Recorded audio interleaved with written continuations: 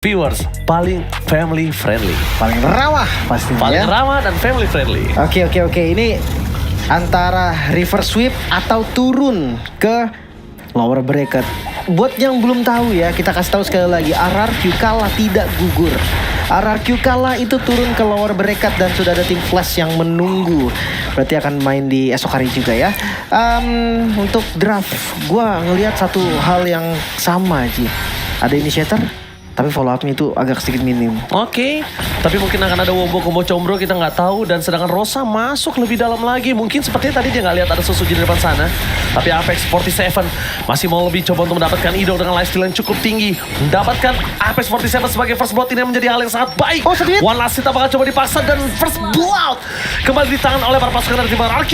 Sedangkan Rosa kali ini mau tidak mau harus flicker, karena kalau flickernya tidak terpop up ini akan sangat merugikan dia. Dan jangan lupa ya, Akai ini di awal punya damage yang sakit sekali loh. Dari headbutt-nya, dari pasif juga yang membantu basic attack-nya jadi lebih kuat. Sementara di arah gold lane, Toy versus Sigibum, Bruno versus Moskov. Oke, dengan emblem yang sama ya, basic common emblem. Perbedaannya ada di talent aja, karena pakai crit pasti pakai fatal ya untuk Bruno. Dan TNZ ini yang gue khawatirkan nih, Lancelot yang dari kemarin ya. Dari kemarin tuh gue Licin. ngerasa Lancelot, kenapa tim-tim yang kayak RRQ Onyx jarang pakai ya? Ya ini tim dari Aurora Gaming yang sering banget dengan Lancelot-nya. Dan ini Lancelot yang cukup licin dari kemarin. Kita melihat permainannya cukup sulit untuk bisa dipegang. Apakah Warpos dari tim RRQ cukup dengan crowd control yang mereka miliki? Dan Toy masih coba untuk bertahan di arah top lane seorang diri. Mencoba untuk bermain dengan tidak mau terlalu terburu-buru. Iya. Tapi karena dua-duanya basic common kayaknya ya lama-lama Bruno yang unggul gak sih? So, Turtle kali ini level 4 Susuji. Oh, first creek dan first break langsung menutup jalan dari Rose yang tidak memiliki flicker kembali. Para pasukan dari tim RRQ dengan initiate power mereka berhasil mendapatkan turtle pertamanya. Oke, turtle pertama ditawarkan Susujin, tapi ternyata Susujin masih mau lebih dengan retribution yang masih available. Itu dia. Meanwhile dari bottom lane, Dairon mencoba untuk terkena tsunami slayer, tapi following up damage dari Rix yang menargetkan serangan lunar. Dan Dairon masih bisa diselamatkan dan Susujin is coming menuju ke arah Heaven Spin, menutup ke arah Apex 47 dan point kill tambah untuk tim RRQ di secure oleh Susujin. Itu dia buying time dari Dairon tadi dibantu dengan Rins. Ini yang kita butuhkan. Way of Draken tanpa melihat damage tapi tercancel. Venom Strike tapi poin yang sangat mahal di arah mid berhasil didapatkan. Aurora kali ini kehilangan mid laner mereka, Rosa. Iya, mereka kehilangan temponya juga ternyata. Dan ya, RRQ mereka harus tetap di tempo seperti ini. Agresivitas yang karena memang di awal Idok punya damage-nya sendiri.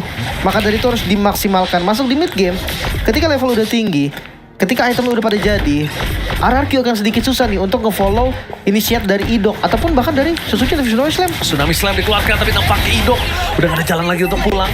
Pertukarannya sebenarnya masih worth it dengan seluruh keunggulan yang dimiliki para pasukan dari tim RRQ. Tapi kali ini Toy, jangan lupakan dia respect dengan Purify yang dia miliki. Jadi Apex 47 kayaknya agak sedikit mikir untuk 2 kali bisa makan Toy. Iya, gak ada Tsunami Slam ya. Harus lebih berani nih di bagian top lane.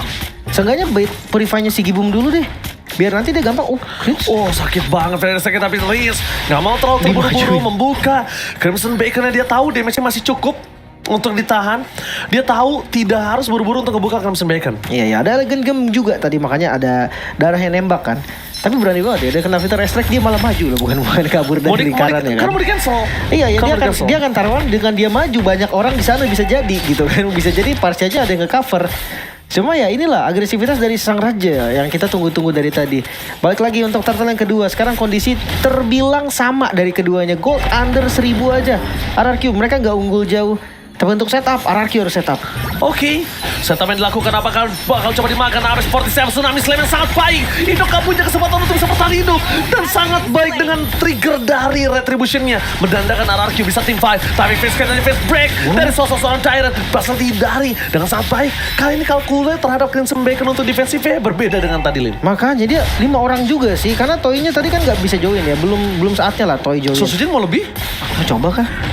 Dia masih ada. Speed of Destruction yang nyangkut. Langsung ada Heavy Spin di sana for defensive. Tapi nampaknya Dairon gak bakal bisa terlalu lama. Rosa targeting utama dan Turtle berbagi. No perfect Turtle for this time. The Way of Time mencegah Lunar.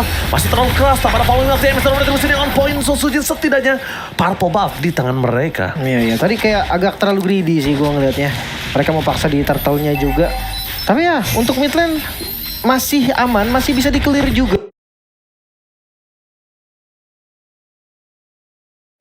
Dan Toy tadi mendapatkan spesial lumayan ya, walaupun gak full plating karena udah masuk di menit 5, gold shieldnya hilang sendiri jadinya. Tapi ya fine lah, dia dapetin gold yang lumayan. Cuma Aurora dengan turtle yang di-secure ini, First break-nya tiba-tiba langsung memukul kamera sampai keluar, membuat para pasukan dari tim Aurora Gaming kali ini masih bisa selamat tampaknya, Lim. Aman. Tadi nggak nge-recall berarti ya? Oh iya. Tadi dia lanjut terus. Dan di bagian top lane nih, si Gibum, gua rasa ini nggak bisa di-commit sama Idok pun ya, dia tetap akan bisa selamat. Tapi seenggaknya ada informasi pasti no purify untuk si Gibum. Bisa jadi Setsujin nanti targetingnya langsung ke arah gold lane. Heavy spin juga bisa langsung mepet satu gitu kan. Kena mepet Bruno sih udah pasti dead end buat Bruno.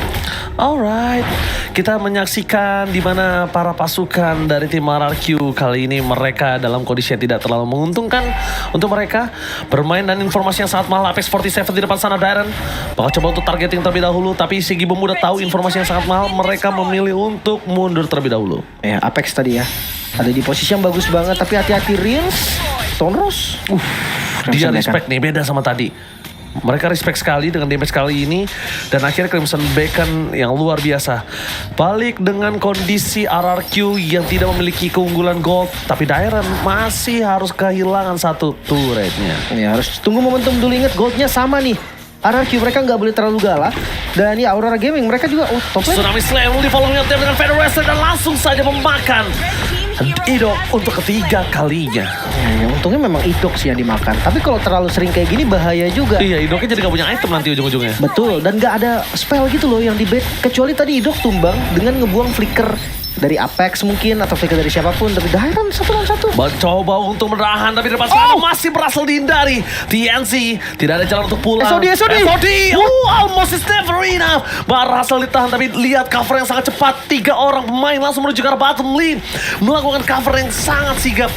Tapi Lim, dilihat-lihat tadi SOD nggak kena, ada untungnya juga loh. No-retry tapi. Iya. Tapi kalau tadi kena itu berbahaya juga sih. Karena lihat transfer yang dilakukan dan turtle dari TNC berhasil memaksimalkan. Mereka bakal coba untuk invasi kembali, mentarget di mana para pasukan dari tim RRQ berada. Tidak ada heavy spin for cover, dan Rins di depan sana hanya menangkap Apex 47 yang tidak memiliki damage yang cukup untuk bisa mengcommit Apex 47. Iya, lagi-lagi Idok yang harus berkorban ya. Mau nggak mau sih, karena frontlanernya tuh nggak banyak. Dairen butuh momen untuk ngebuka. Dan ya Setsujin juga kalau di depan gampang ke-trigger nanti dari heavy spin-nya. Maka dari itu ya udah Idok doang satu-satunya yang akan maju dan akan dimakan.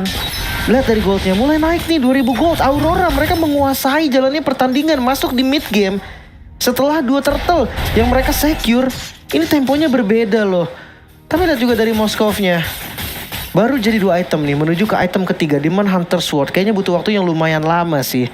Karena space farmingnya juga nggak banyak dibandingkan Bruno yang dimana goldnya lebih unggul. Apalagi kalau kita bahas soal Bruno, Haskell Berserker Fury. Ini udah 2 item core-nya, udah cukup untuk nge-deliver damage yang memang dibutuhkan.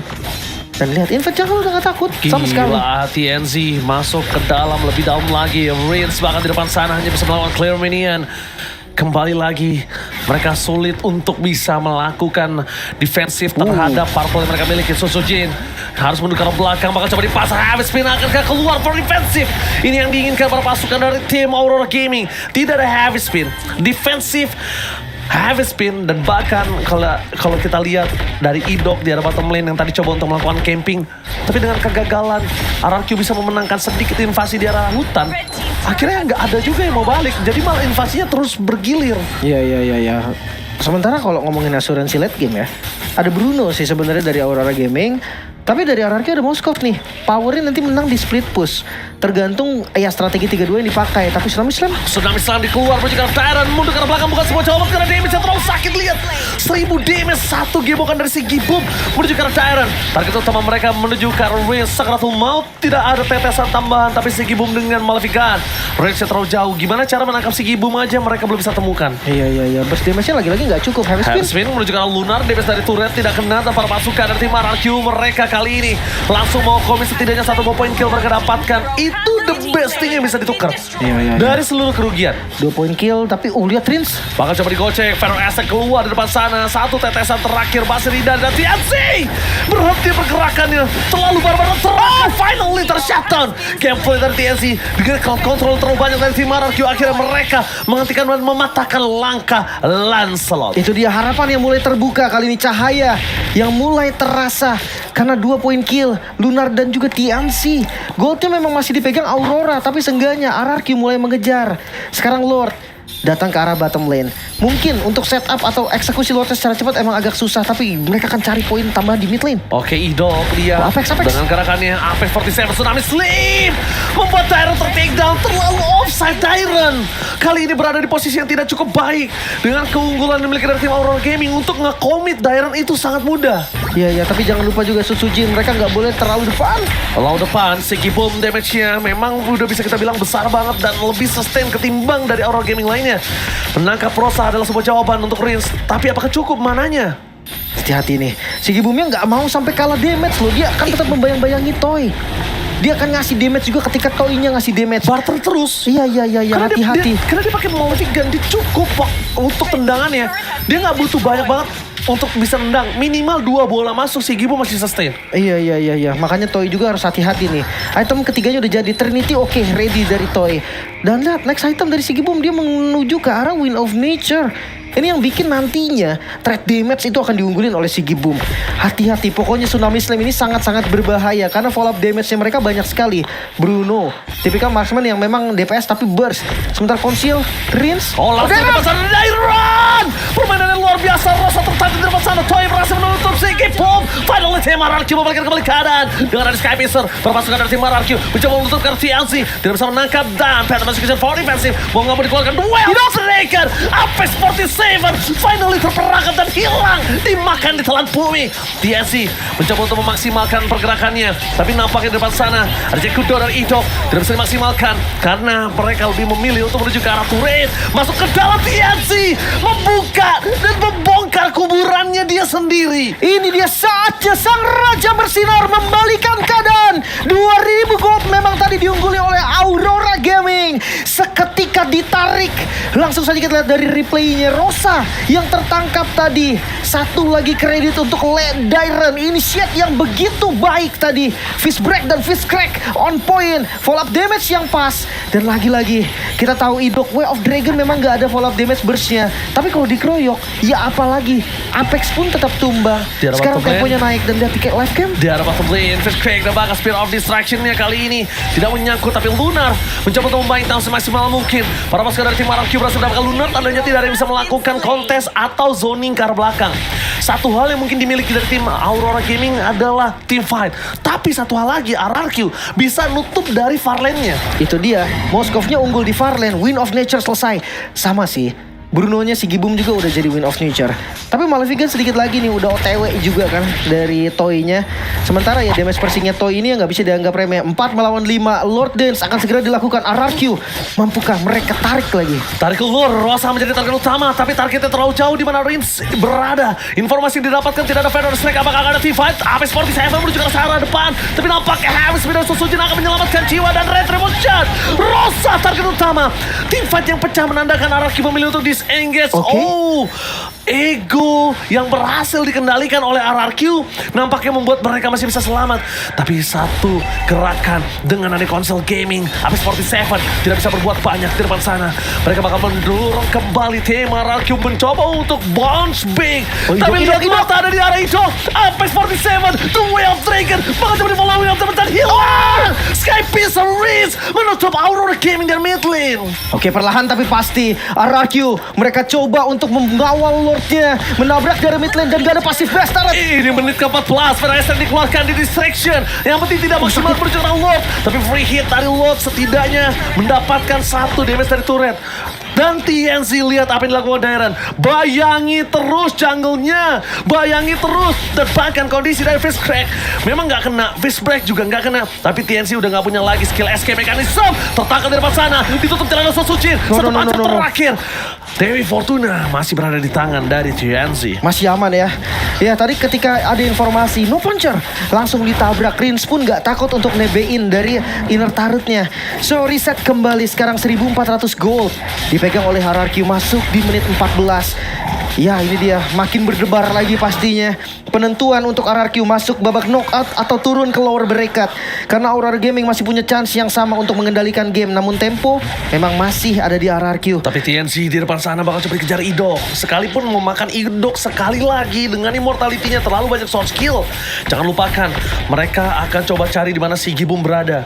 Si Gibum dari tadi untungnya nggak kalau deliver damage karena Apex 47 ketika Tsunami Slam itu nggak maksimal.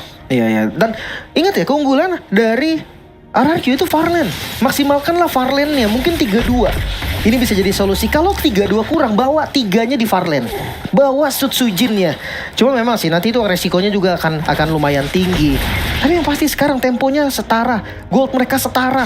Dari segi item udah full item untuk toy-nya. Sama sebenarnya untuk si Gibum satu item lagi ya ke arah Windtalker. Tapi bedanya ini Toy enak banget dia dari depan ke belakang mainnya. Sama-sama sebenarnya sama. Bedanya cuma efek sisinya aja.